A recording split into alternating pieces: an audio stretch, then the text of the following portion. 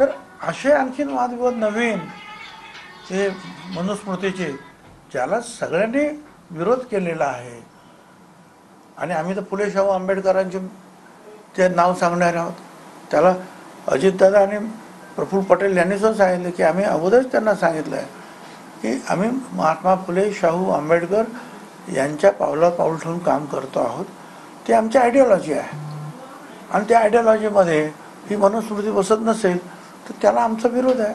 आणि मी तर समता परिषदेचा अध्यक्ष म्हणून नेहमीच विरोध केलेला आहे की चातुर्वर्ण्य वगैरे वगैरे जे आहेत आता हे थांबवले पाहिजेत आणि समतेच्या मार्गाने सगळ्यांनी गेलं पाहिजे. हा जो फुले शाहू आंबेडकरांचा मार्ग आहे किंवा आमच्या संतांचा मार्ग आहे. म्हणजे ज्ञानेश्वरांनी तेच सांगितलं, अवघे विश्वाचे माझे घर.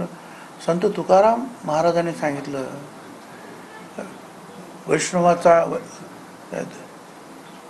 वैष्णवाचा धर्म विष्णुमय जग, भेदाभेद भ्रम अमंगळ. म्हणजे भेदाभेद करू नका हे त्यांनी सांगितलं. तर हे जे अशा काही गोष्टी आहेत ना हे तुम्ही शिकवा त्यांना. पण हे बाकीचं काय असं काय जर आपण आलं तर त्याला विरोध होईल, त्याचा परिणाम मतांवर होईल.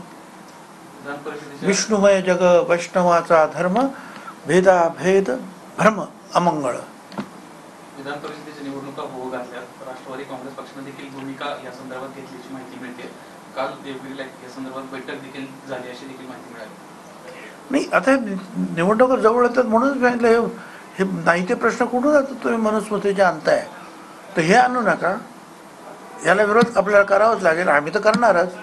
परंतु त्याचबरोबर तुम्ही जे आम्हाला सांगितलेलं होतं की आपल्याला एवढ्या जागा मिळणार, तेवढ्या जागा मिळण्यासाठी आतापासूनच खटपट जे काही प्रयत्न सुरू करा. हेच तर मी सांगितलं निवडणुकीची तयारी म्हणून. काय करायला नको आणि काय करायला पाहिजे हे सांगितलं. आणि हे माझ्या पक्षाच्या मिटिंगमध्ये सांगितलं मी काही तुम्हाला बोलवून नाही सांगितलं मी. आणि त्याच्यावर तर प्रतिक्रिया आल्या, ठीक आहे. फडणवीसांची प्रतिक्रिया आली, उपमुख्यमंत्री, बरोबर आहे त्यांचं. या तिघांमध्ये ही बिग ब्रदर, त्यांची 100पेक्षाही जास्त आमदार निवडून आलेले आहेत, त्यांना मोठा वाटा मिळणार, स्वाभाविक आहे. त्यांनी सांगितलं की या दुसऱ्या 2 पक्षांचं सुद्धा जे आहे आम्ही मान सन्मानपूर्वक जे आहे निर्णय घेणार. तर ठीक आहे, ओके, आम्हाला तेच पाहिजे.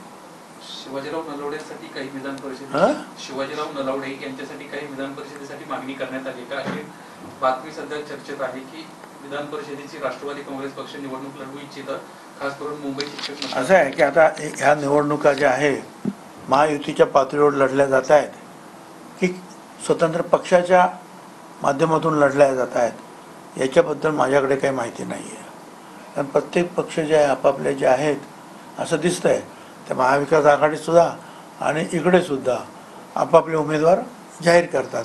त्याच्याची काही एकमेकांची काही चर्चा नाही ना. महाविकास आघाडीच्या पक्षांची एकमेकांची चर्चा आहे ना महायुतीच्या.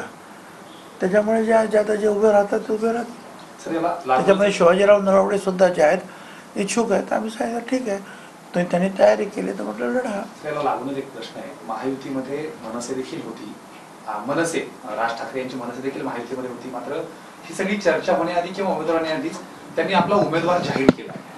अशानं महायुतीमध्ये काही म्हणजे गोष्टी पटत नाहीयेत किंवा आधीच चर्चेविनाच उमेदवार जाहीर करणं हे कितपत योग्य आहे. त्यांनी मला मी मगाशीच सांगितलं, उत्तर दिलेलं आहे. महायुतीमध्ये महायुती म्हणून लढणार का, महाविकास आघाडी म्हणून कोणी लढणार का, तर असं काही दिसत नाही आहे. प्रत्येक पक्ष जो आहे आपापले उमेदवारी जाहीर करतोय, लढतोय.